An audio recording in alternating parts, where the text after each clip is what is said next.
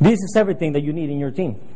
I'm going to start off with the number one key thing that and person that you need in your team, which is the investor. Your investor, without an investor, unless you have the deep pockets to buy the inventory, well, you really have nothing other than being a middleman.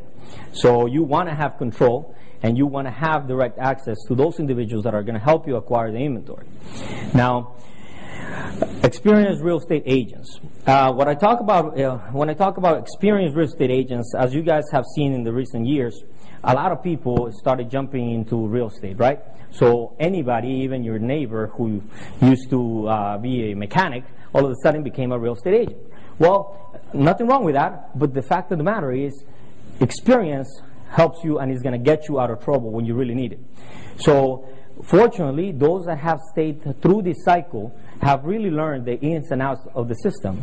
And those of us that survive through this cycle are going to be able to thrive through the next coming upwards in the cycle, so which is key. Now, licensed contractors as well. What I mean by that is sometimes you do need the experienced licensed contractor, not just a handyman, but you need somebody that's going to be able to go and submit the paperwork to the county, get the license, get the permits, and be able to have the expertise to tell you what is structural damage on properties. For example, we recently got a call, what was it, Thursday, when we were on our way here to Florida, on a property that one of our investors had purchased. And he called me because he was very concerned because he had purchased this property through a third party. And he found out that this fourplex had a structural damage of $140,000. It's a fourplex in Huntington Beach, California.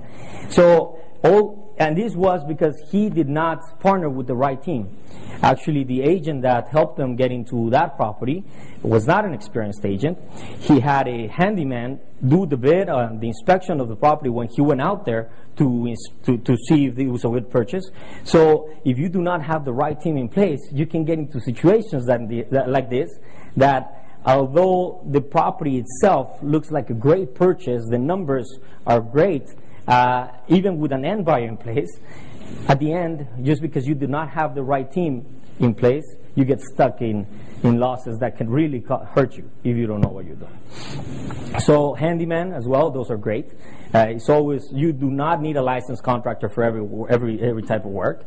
There's minor things such as painting or even crown molding, little details that you could get a handyman to do. You don't need a license, and you're always looking out for your business. Because remember, if you're doing this at a bigger scale, this is your business, so you have to cut expenses.